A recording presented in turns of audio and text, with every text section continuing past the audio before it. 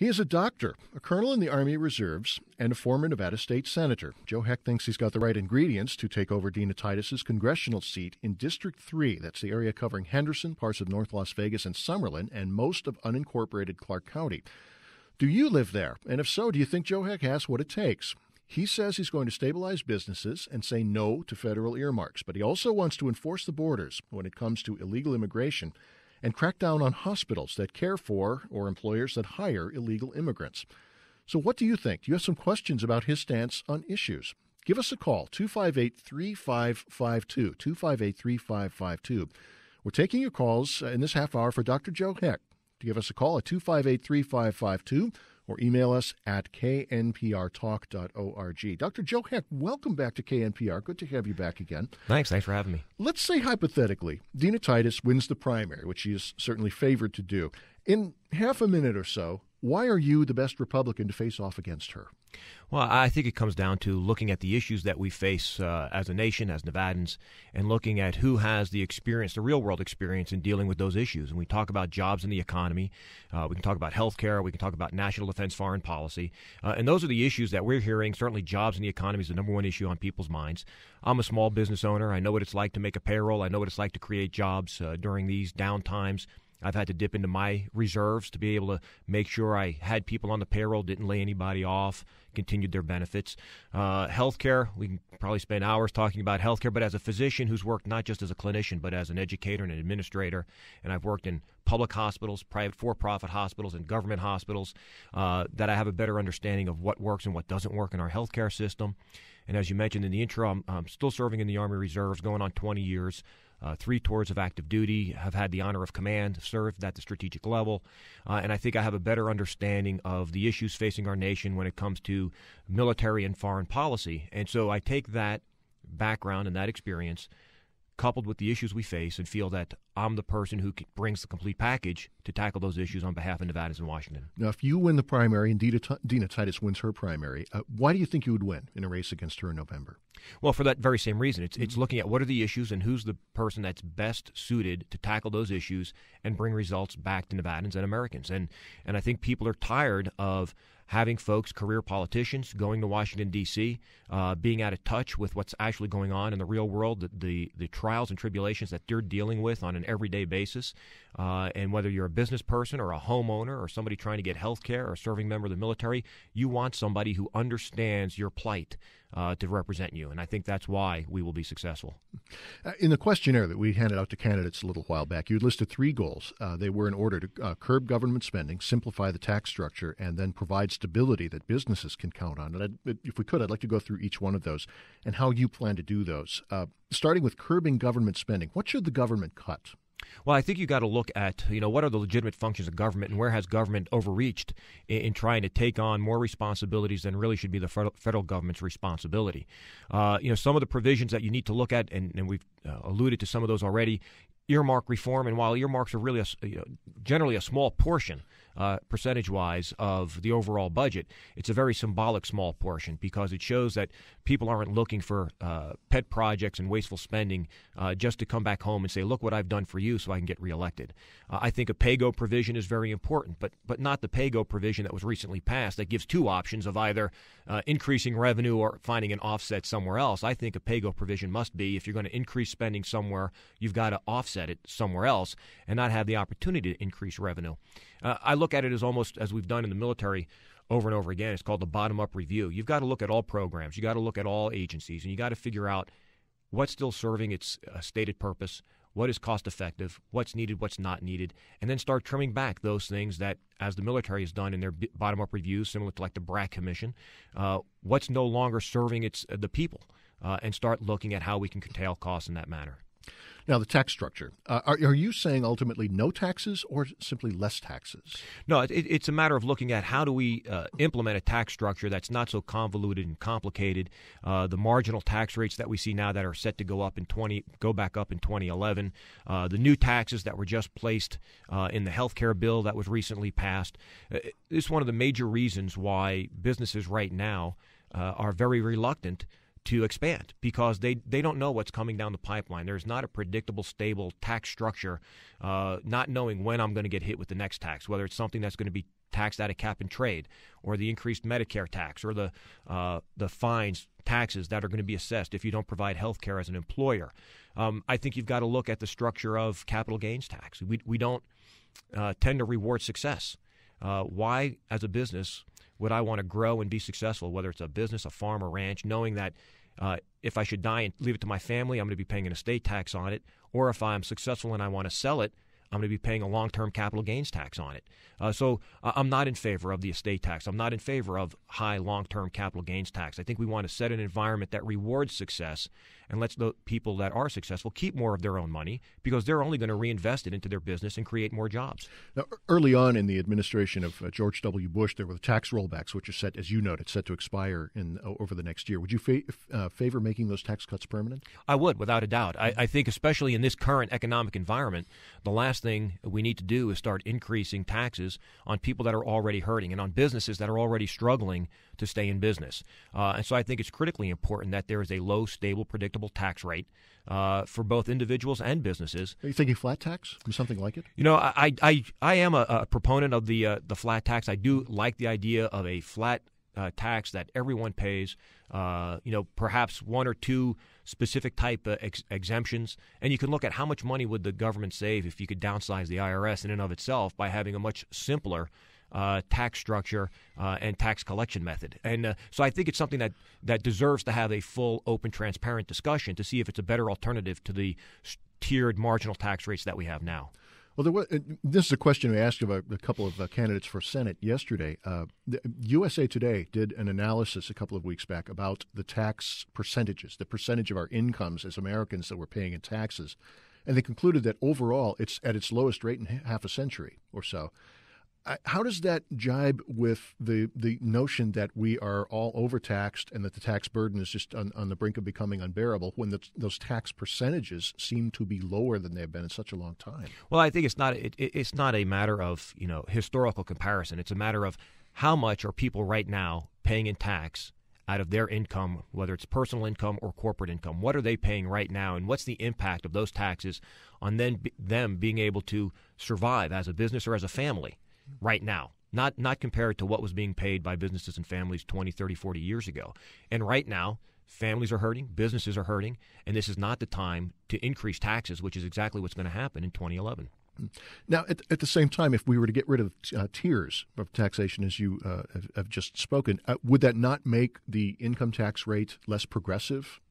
If the first $20,000 of your income is the $20,000 you've got to kind of exist and survive on, and that's taxed as much as the fifth or sixth $20,000. Well, as I say, there's got to be a very open dialogue and a transparent dialogue on how best to implement something like a flat tax, and where does that flat tax kick in at? At what level? Would there be any exemptions? Would you still perhaps allow an exemption for mortgage interest or a college education? But certainly coming down to a flat tax with minimal exemptions and streamlining the process by which people pay their tax and are able to predict what their tax burden is going to be, I think would be beneficial. And then the third thing that you talked about in our questionnaire was what you call providing stability that businesses can count on. When you say that, what are you thinking of when you say stability? Well, I think it goes back to the tax issue, and it also goes to the regulatory issue. When businesses are uncertain as to what types of regulations are going to come down upon them that are going to impact their ability to continue to provide their product or service and keep people on the payroll. And for instance, the healthcare regulation that recently passed is laden with provisions that ultimately will have to be turned into enabling regulations by the appropriate agencies within federal government, all of which are going to add to the cost of doing business. Whether something people think is as simple as having to report the value of health insurance that you provide your employees now on your W-2 form, but that's going to incur a cost to that business. Whether they have to retool their bookkeeping process, how they track that, having to be able to report that. So all these little regulations that come into effect that increase the cost of doing business ultimately will affect their bottom line and will either be passed on to the consumer or be reflected in the inability to create additional jobs. How would you go about bringing about that stability if you get sent to Washington, D.C.? Well, it comes back to looking at a regulatory environment that is enough to ensure the protection of individuals, but not so onerous that it tips the scale to the point where a business can no longer function. And I think we're getting very close to the point where the oncoming regulations, whether it's regulations that are coming through cap and trade, regulations through the health care bill, those types of things will be additive with every other regulation that's been coming out of this administration, and ultimately, in my mind, tip the scales to where it's economically detrimental to a lot of small businesses. Are you not worried that deregulation of the sort you're talking about is going to lead to more oil spills in the Gulf, more mine collapses in West Virginia, more economic disasters on Wall Street? Well, I didn't use the word deregulation. Okay? And certainly, as I mentioned, you've got to make sure that you have enough regulation to protect the consumer, the worker. I'm not saying that we're going to do away with every regulation that's ever been placed on the books, but there's got to be a careful analysis of the regulations that are passed and placed on businesses and industry and individuals, and whether or not they're truly warranted, or if it's a regulation that's being passed in a knee-jerk fashion because of a current situation or occurrence. And I think that when you start stacking them up, one on top of another, you get to the point where you're going to reach a precipice where it's going to be detrimental to business. We're talking with Dr. Joe Hecht, former Nevada State Senator who is looking to take on Dina Titus in District 3 for the U.S. House. He is one of the candidates in the Republican primary. Early voting for that begins in a matter of just a few days, and the primary itself, of course, is on June 8th. If you would like to ask a question of Dr. Hecht, call us at 258-3552, 258-3552, or you could reach us online at knprtalk.org. If you were on President Obama's team for deficit reduction, because a lot of the things that you're talking about are aimed at that, including earmarks, which I want to touch on in just a moment, what would you cut right now as it exists? What would you cut? Well, I think, you go back and you look at what agencies, what programs are currently in place, and whether or not they're meeting the mail from when they were initially started. And I think you can go back and look at just the expansion of government over the years. Everybody talks about what cabinet agency is a common question. What cabinet agency would you get rid of? And you think you can go back and look and say, well, there was a huge expansion of the Federal Department of Education under Jimmy Carter, and with the amount of money that's been spent from the government through the new Department of Education, have we really seen any benefits in the education of our youth and in results? And I think most people looking at the data say, no, we haven't. And so the question then is, what is the purpose of having such a large federal Department of Education when education really should be left to the states to manage? So is it a matter of taking the Department of Education back to where it was pre-Jimmy Carter, when it was part of health, education, and welfare, and not necessarily a freestanding cabinet agency with as much of a bureaucracy and role in education as it has now? Another area that I've looked at, quite honestly, is the Department of Homeland Security. As when it was formed, it took 22 legacy agencies, placed them under one cabinet secretary with the idea that this was going to increase our safety and provide better protections for America. And I think when you look at the amount of money spent through the Department of Homeland Security and what's continued to happen, the safety issues that we've seen and the plots that have been foiled really haven't been due to the Department of Homeland Security. It was due to a street vendor in New York City. It was due to a person who was able to get on a plane with a bomb in his underwear, but the bomb didn't work. And I think you got to look at exactly the bang for the buck that we're getting from having this new Department of Homeland Security when these agencies were doing the same job prior to being brought under one cabinet secretary. I can think of a couple of instances in the last 2 or 3 years or so where the Pentagon has actually asked for the elimination of some select programs, weaponry programs and such, and Congress, in effect, turned them down and voted them in anyway. Would you cut back on defense spending? Well, I think when it comes to matters of defense, you've got to rely on the individuals that do the job every day, and that's your four-star generals and the civilian officials that you put in charge at the Pentagon. And if they come in and say, look, we don't need this weapon system any longer, it just doesn't fit our vision for what our adversary is going to be in the next 10, 15 years, I think you got to really consider cutting that program and not necessarily saying, well, look, I can't cut it because the engine for that thing is made in my district and the avionics for this piece of equipment are made in another district. And when you look at whether you want to call it wasteful spending or not, but if there's no need for a particular product in the minds of the individuals that are responsible for ultimately using that product, then you've got to take pause and say maybe we really don't need it and we should really put the benefit of the entire population ahead of a particular district. But isn't defending something like that a part of serving your district? I mean, if the Pentagon were to come to Congress tomorrow and say, we need to cut back the amount we're spending to maintain everything at Nellis Air Force Base, and you're the representative for District 3, almost certainly you would at least want to say, well, wait a minute, let's take a really careful look at this. But, I mean, isn't that a part of what a congressperson is supposed to do, is to represent your district that way? Certainly you're supposed to represent the district, and certainly you would say, well, let's do a critical analysis. Let's have a fair, transparent, and open process in evaluating, the reasons that you're looking at downsizing, let's say, Nellis Air Force Base, or maybe moving a unit out of Nellis to another facility. As we know, previously they wanted to move some of the National Guard aircraft from Reno to another base. And our delegation stopped that, saying that we needed those airframes for wildland firefighting. And so sometimes, again, while an idea may sound great inside the five walls of the Pentagon, we're harping on defense, but this applies for any agency that's got a presence in southern Nevada. But if something is a good idea to the folks within the five-sided building, that they might not truly understand all the ramifications of what their idea may have in that particular district.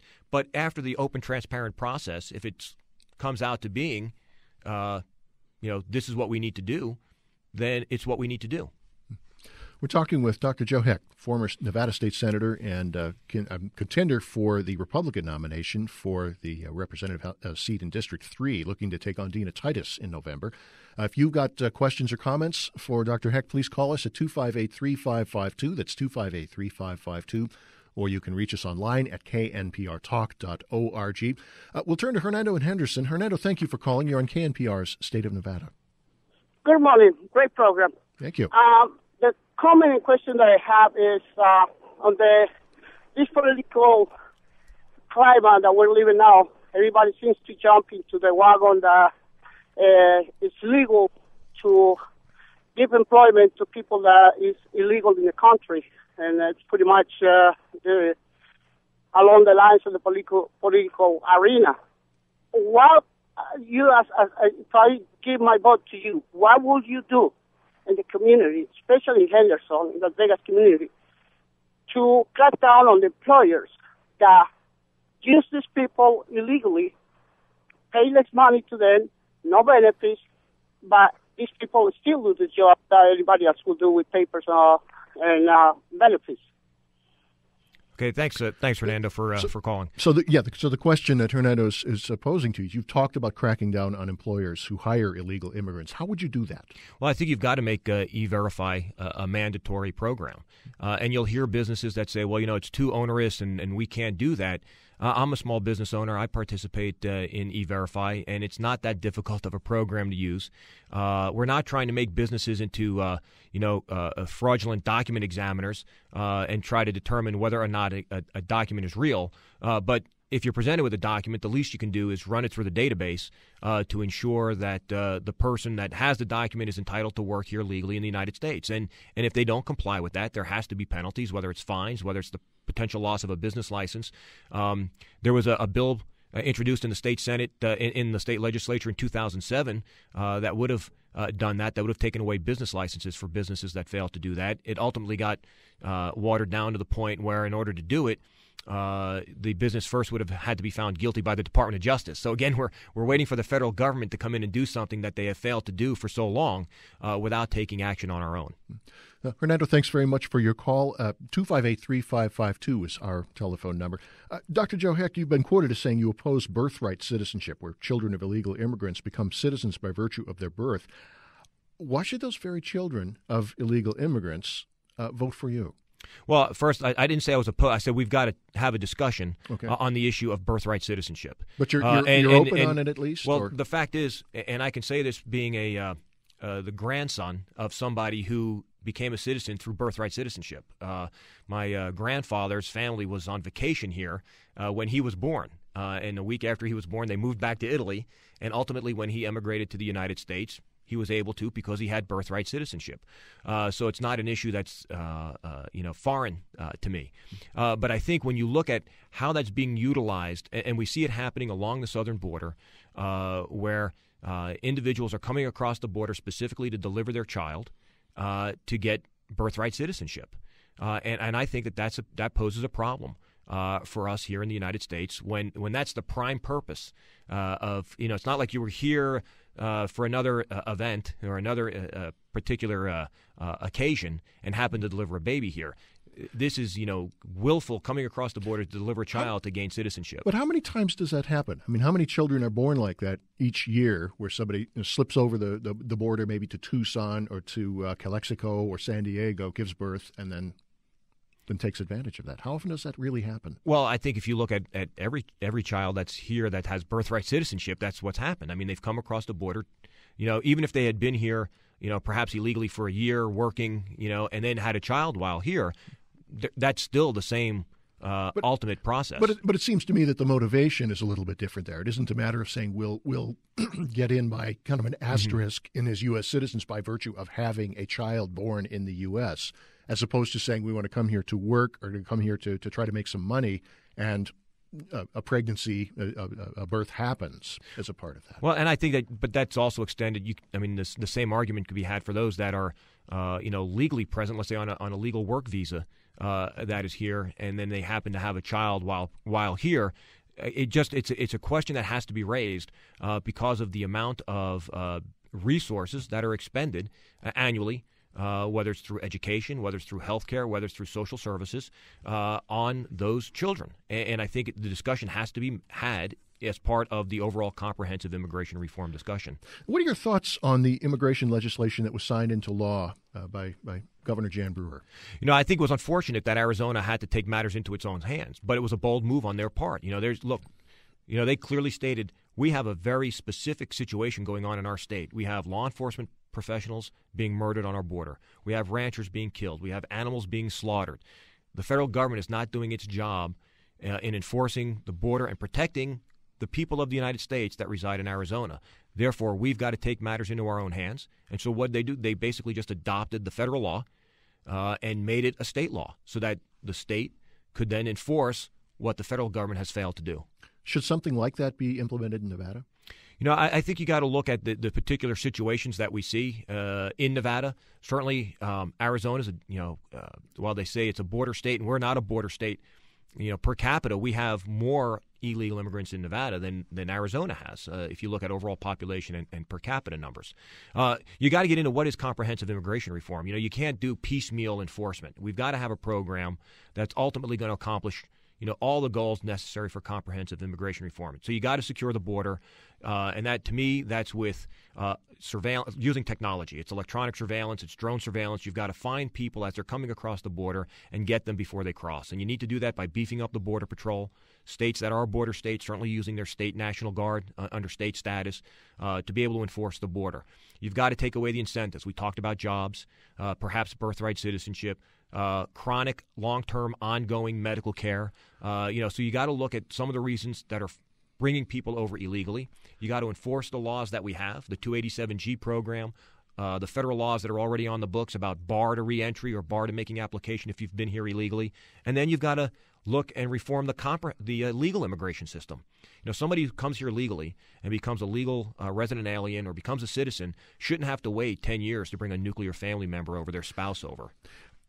Yet, in the last decade, the Republican Party basically had the keys to the car for 6 years, from the 2000 election till the end of 2006. Why weren't they able to get anything done? Talking about walls, fences, that kind of electronic surveillance.